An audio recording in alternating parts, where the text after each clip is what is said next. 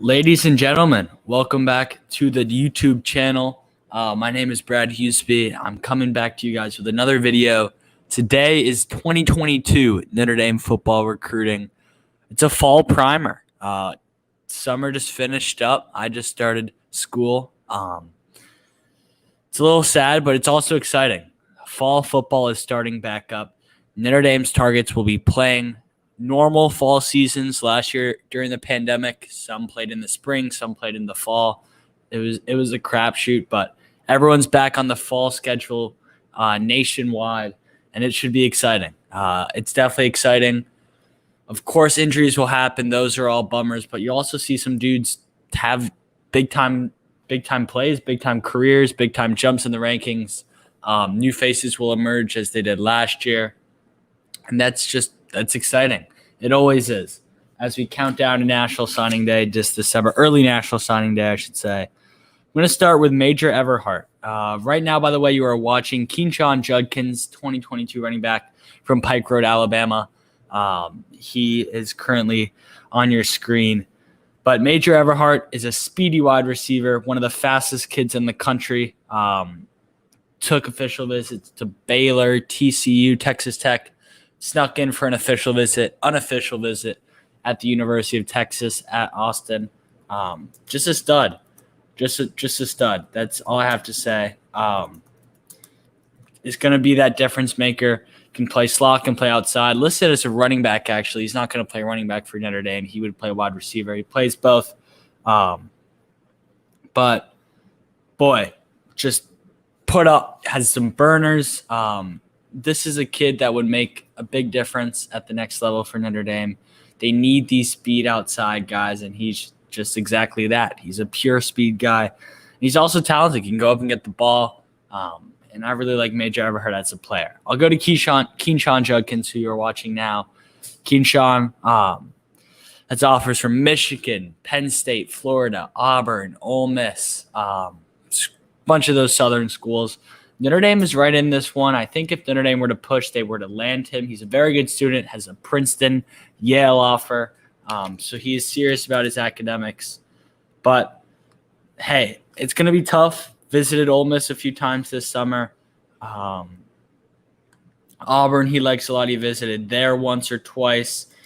We'll see. But if Lance Taylor wants him in this class, Brian Kelly, Tommy Rees want him in this class, I definitely think they could go out and land the kid from Alabama. Next, Austin Ozberry. He was on the right of the thumbnail. Another talented player just dropped to top 6. That included Florida, LSU, Michigan, Notre Dame, and 2 other schools I'm forgetting right now. But just another one of those big-time players, 4-star, just moved into the top 100 in Rivals 250 that was updated today for the 2022 class. His dad works, I believe, with human resources at Louisiana State University, LSU. His younger brother is a linebacker down there in Baton Rouge, 5-star linebacker, Jayden Osborne. Notre Dame is probably an unofficial top 5 for him, but if they were to land his big brother, that would be a huge deal. Would I call them a package deal? No, not at all. But if they were to land Austin Ozberry, boy, I could see Notre Dame really jumping up there for his little brother, Jayden, who in himself is a really, really big-time player. We'll see, though. These are all just things I'm shooting out in the air. Now, a guy I know you guys want to talk about or hear about is Xavion Bradshaw, unranked wide receiver from Virginia.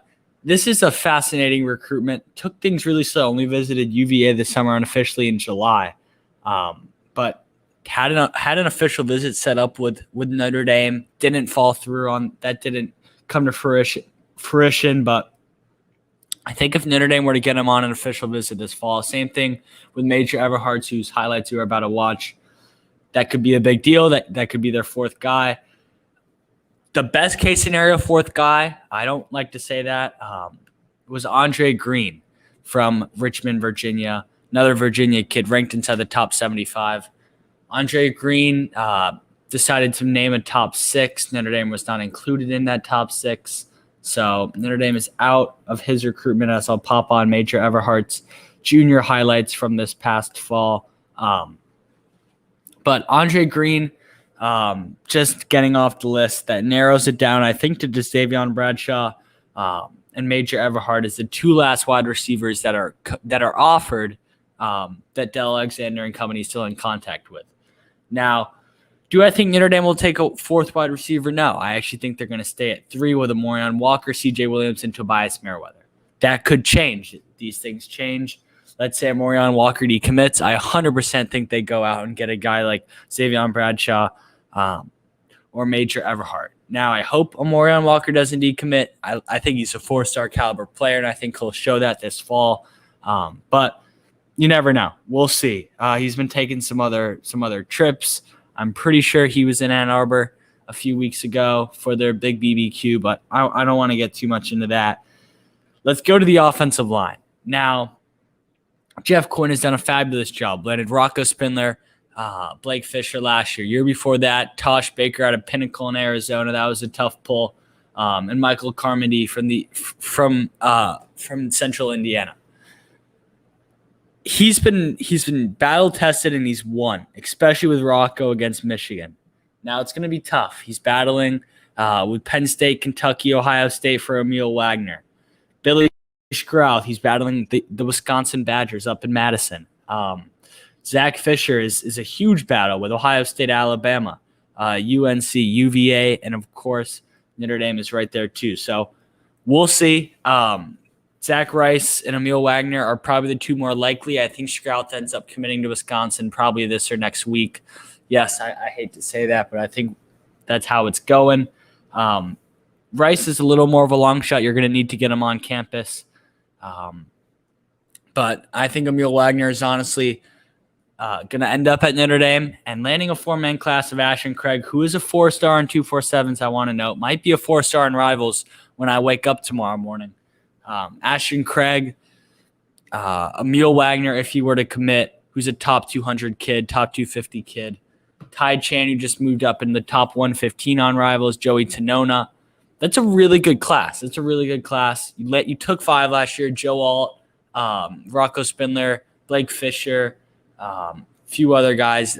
Those are some good classes, back-to-back classes. Now, I think Notre Dame will take at least 4. I could see them taking 5, but honestly at this point, I think 4 is more probable. But I do not think they would turn down Scrouth or Rice if they wanted to join Wagner to finish out this offensive line haul.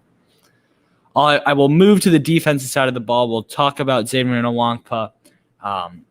Last week, Xavion Bradshaw had his tweet, "I will go where the love is the realest," retweeted by pretty much every single staff member on Notre Dame offense and defense. Maybe it was just defense. I think it actually was just defense, but that was pretty cool to see. I believe the coaching staff at Iowa did the same thing. I think even the Iowa football account retweeted it, which is a pretty big deal. The university-run account. But, hey, Notre Dame made a big splash doing that. It got the boards fired up. I think Notre Dame is right in the thick of things here. I think they're going to end up with him. I haven't said that yet, but I'm feeling like it's going Notre Dame's way. Hey, Iowa and Ohio State are very real possibilities, especially Ohio State, but I think Notre Dame is going to end up with Bradshaw. Long ways to go, though. We need to get him on campus at least once. The best times would honestly be the UNC game on that Halloween weekend or the USC game the weekend prior. Those would be the 2 best games this fall, I believe, for recruits to attend. And we'll see, but that would be ideal. Next, we're talking defensive line to finish it out. Linebacker's already done. Same with tight end and quarterback. Let's talk Hero Canoe, Cyrus Moss, Anthony Lucas. I'll start with Cyrus Moss, who in my opinion is probably the least likely. Could I see him committing and signing? Sure, but I think it's going to go the Oregon Ducks way. Cristobal really, really likes him. He's been having some good conversations up with the staff in Eugene. It's early, though. I think he's going to play the long game, commit probably in January, maybe even National Signing Day. I think all 3 of these guys are actually going to commit sometime in January or late December. But Cyrus Moss is a really, really talented player. Brian Kelly loves him. Fast, tall guy off the edge.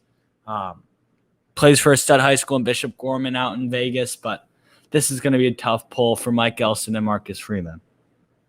Anthony Lucas is the next guy I'll talk about. Oregon, Bama, Texas A&M are a few schools that are really, really involved here. A lot of these schools just newly offered or newly started showing some big interest early on. It looked like Notre Dame would land him. UCLA was a little bit involved. Miami's another school. His father went there. We'll see. Anthony Lucas is a real possibility, but just I don't really know. I can't really speak on his recruitment too much this fall. If he does get out to South Bend, though, that would be a big sign in where Notre Dame sits in his recruitment. And then finally, Canoe, newly offered defensive tackle from California, originally from the country of Germany, out in Europe, or over in Europe, I should say. Canoe is one hell of a football player, ranked in the top 80, just started playing football just a few years ago. Is friends with Alexander Ehrensberger, who I know everyone watching this video loves, Notre Dame defensive lineman, is originally from Germany. Mike Elson found him over there. Just a really good player, great kid, fits everything Notre Dame's about. We'll see. Bama really likes him. Ohio State probably leads, but if those schools fill up, look for Notre Dame to make a real push and a good official visit. He's visiting for the USC game. That could go a long way. So that's the video. Thank you guys for watching. I appreciate all the recent support. Make sure you like and subscribe, and that is it for me.